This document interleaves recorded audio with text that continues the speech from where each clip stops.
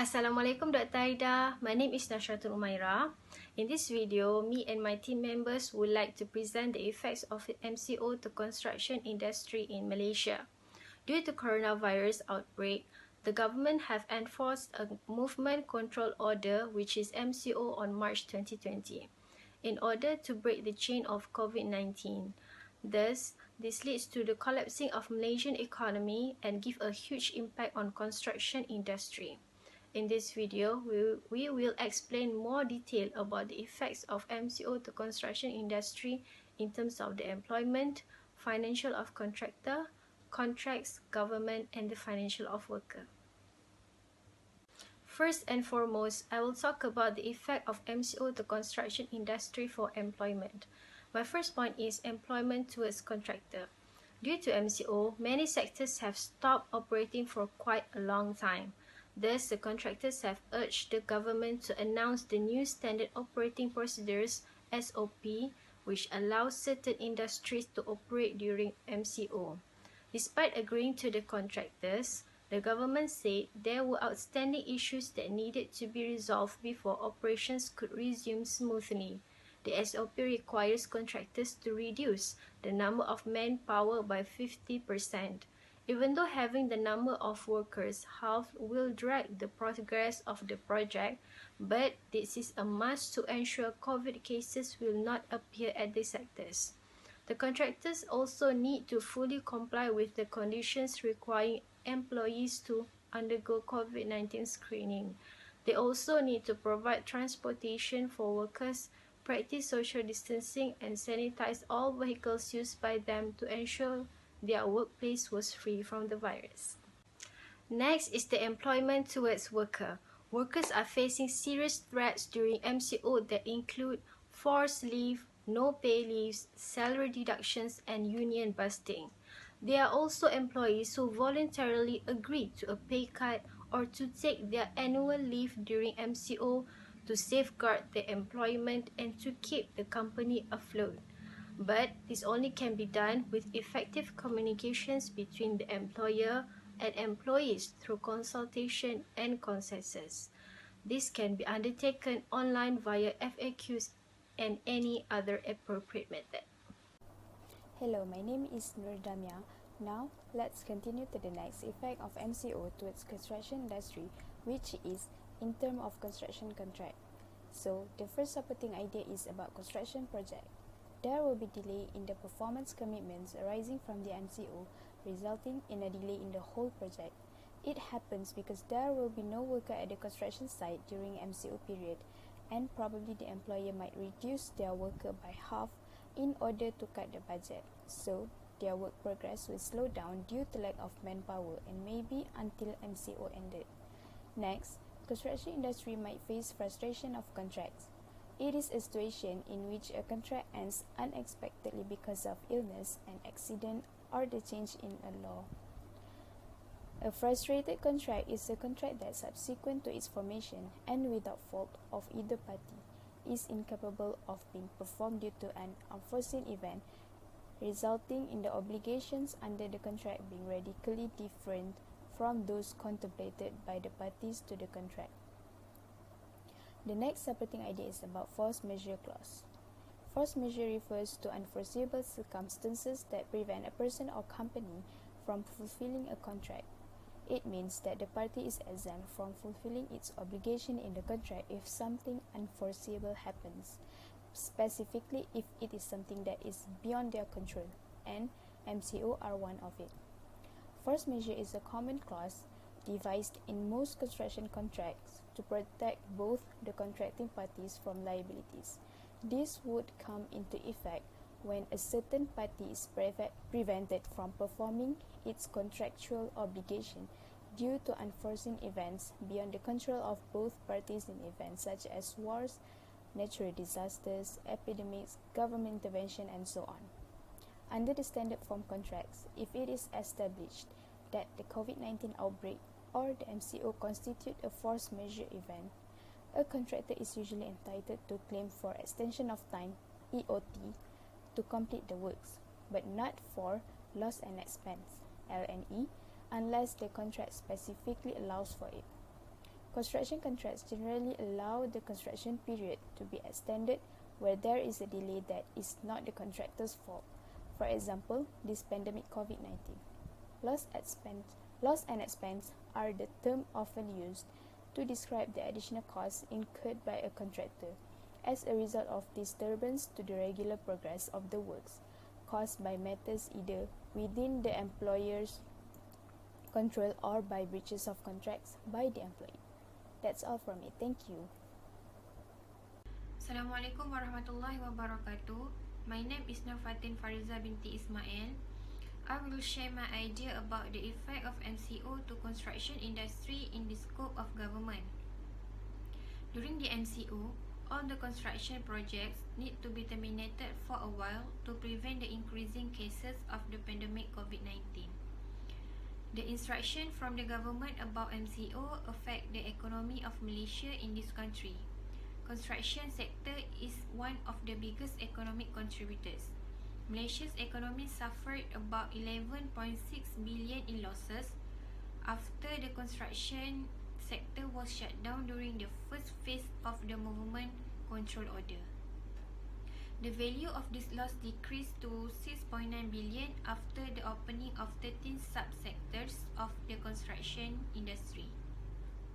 Besides, economic growth also declined due to MCO. As I mentioned before, construction sector is one of the biggest contributors in the country's economic.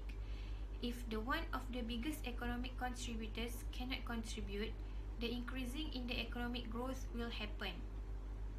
This is because there are no sale and purchase, import and export process in this construction sector due to the MCO.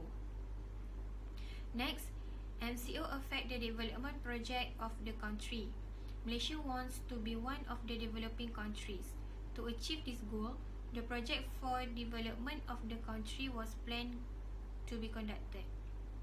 However, MCO has caused the entire project being disrupted.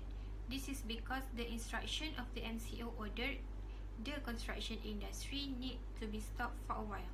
So, in this situation, the project that ongoing need to be terminated and the project that were planned need to be held until the construction sectors can be operated again. Other than that, the development process was decreased. As I mentioned before, all the construction need to be terminated and the entire project being disrupted. This situation affect the development process. The plan to be one of the developing country need to be constructed again due to the plan cannot be run during the MCO. So there are no development process in construction sector and the development process will decrease. That's all from me. Thank you. Assalamualaikum. My name is Nurul Nadia. Today I will talk about effect of MCO to construction industry on financial of contractor. As we know, during MCO, the construction sector is heavily affected by this pandemic. This will give bad effect for a long time to the project and contracts that have been carried out, and this will affect the financial of contractor. My first supporting idea is project or contract. During the MCO, the government has ordered that of project to be stopped immediately.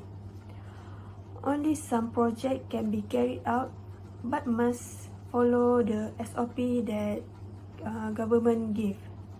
A prolonged MCO could put contractors, especially smaller ones, into financial distress due to the lack of cash flow. This could eventually have a snowball effect on the construction industry, where projects delayed by the MCO could face further delays due to contractor insolvency. Next, if there is no project, it will also cause their salary to be deducted or not given at all, but it depends on the company. This will make their life difficult and will cause workers' salaries to be cut as contractors are unable to pay their employees' salaries. Next, force majeure events. Under the PWD form and the AIAC form, contractors are not entitled to claim for any losses or expenses arising from force majeure events, because any force majeure event during MCO is at their own risk. So this will cause the contractors' financial problem to get worse. Next, supporting idea is the dealer. During MCO, many contractors lost dealer for their project due to many factory and shop closing. For example, dealer for machinery and building materials.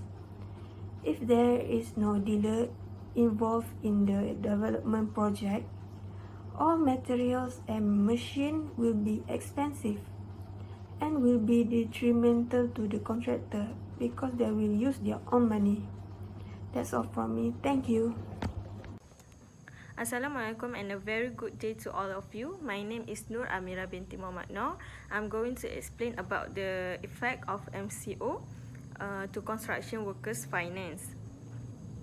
So, a survey has found that 46.6% of self-employed respondents had reported losing their jobs following COVID-19 and the movement order control. I also found out that construction sector is one of the top 5 sectors that affected during the MCO. This also will lead to the unstable finance to workers. My first supporting ideas is salary. During the MCO, there are some of the construction need to be delayed and need to stop, and this affects the finance of the workers. So some employers need to reduce employee salaries by 50%. Next, the government has issued an SOP that must be applied by every employer and workers. Among the SOP that need to be complied is social isolation. So, employers need to reduce the amount of the workers in construction site, and there's also some employees that are laid off without pay. The next point is welfare of the employee. Before the MCO, the employer will provide facilities such as accommodation at site, but when the MCO occurs, the worker have to find a new place and have to survive with the remaining monies, because during the MCO, the workers find it very difficult to find a new job.